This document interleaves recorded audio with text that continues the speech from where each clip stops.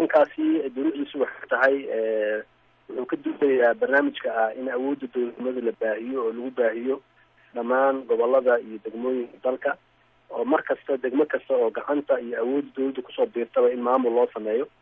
barnaamijku marka wuxuu uqeybsan yahay 3 fays oo kala dambeeya waaye. fayska koowaad waxa waaye in maamulo oo kumeel gaar ah oo heer degmo kadibna heer gobol ah in la sameeyo. maamuladaas marka waxay ku samaysmayaan odayaasha degmo kasta odayaasha oo maaragtay iyo waxgaradka degmadaas iyo xildhibaanada federaalka ah ee kasoo jeeda degmadaas ayay wasaaraddu waxay la sameynaysaa wadatashi. guddi ay wasaaraddu saartay ayaa degmada tegaya, wadatashi ayay la sameynayaan. wadatashigaas ayaa waxaa kasoo baxaya oo la rabaa inay kasoo baxaan maamulkii degmadaas ay yeelan lahayd. wasaaradduna doorkeeda waxaa waaye inay fududeyso wadatashiga kadibna ay magacaawdo maamulkaas dadka ay isla garteen inay ayada warqad official kusoo saarto oo ay magacaawdo.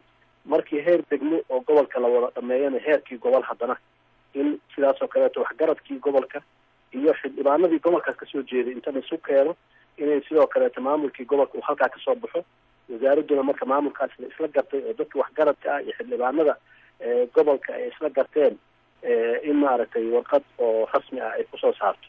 wasaaraddu marka wasaaraddu waajibaadkeeda waxaa waaye inay fududeyso wadahadalkaas iyo maaragtay bulshada dhex maraya oo maamul sameynta ah iyo inay magacaawi kama dambaysta ah ay yeelato iyada.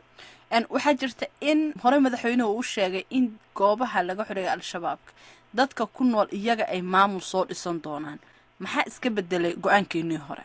maya waa isla ayadiiba de anaga maamul aan dhisaynaa ma aana dhihin. anaga maamulku waa fududaynaynaa laakiin maamulka cidda uu ka imaanayo waa dadkii deegaanka ayuu maamulka ka imaanaya. laakiin anagu isku keenista iyo wadahadashiinta iyo fududeynta iyo marka ugu dambeysa maamulka ay isla afgartaan magacaawiisa si official ah siduu u noqdo maamulka maamul dowlad ka wakiil ah oo awoodii dowladnimo iyo hayladii dowladnimo xambaarsan oo huwan ayaan si official u magacaabeynaa maamulkii ay ayaga isla soo garteen.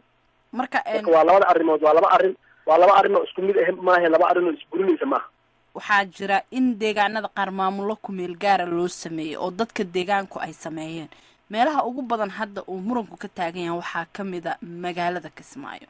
maxaad ka yeelaysaan maamul sameynta maadaama waqtina ay qaadatay dadkii deganaa qabaa'iladii kala duwanaaye gobolka deganaana aanay fakar midaysan ilaa ay hadda ka lahayn qaabka maamul loogu sameynayo? maxay tahay siyaasadda dowladda ee ku wajahan Kismaayo? Kismaayo anigu waxaan u aragnaa magaalooyinka Soomaaliyeed kamid ah siyaasadda guud ee maaragtay dalka guud ahaan lagu dhaqaayo unbaa iyadana qayb ay ka noqonaysaa.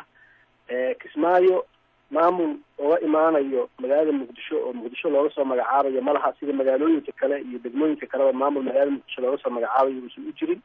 Kismaayo maamulka kumeel gaarka ah in loo sameeyo haday noqoto in loo sameeyo dadkeeda ayaa maamulka kumeel gaarka ah samaysanaya, dadkeeda ayaa ka wada hadlaya, dadkeeda ayaa wax qaybsanaya, dadkeeda ayaa dadka maamulka u noqonaya soo magacaabaya oo maaragtay keensanaya. haddii maamulka hadda jira ay soo magacaawdaan iyo haddii maamul kaleba soo magacaawdo marka wax gaar oo ayadu maaragtay ku gaar ah oo maaragtay ama lagu xoogayo ama lagu duduubayo ama kor looga keenayo haba yaraatee male sida degmooyinka kale iyo gobolada kale Soomaaliya wax kor looga keenayo haba yaraatee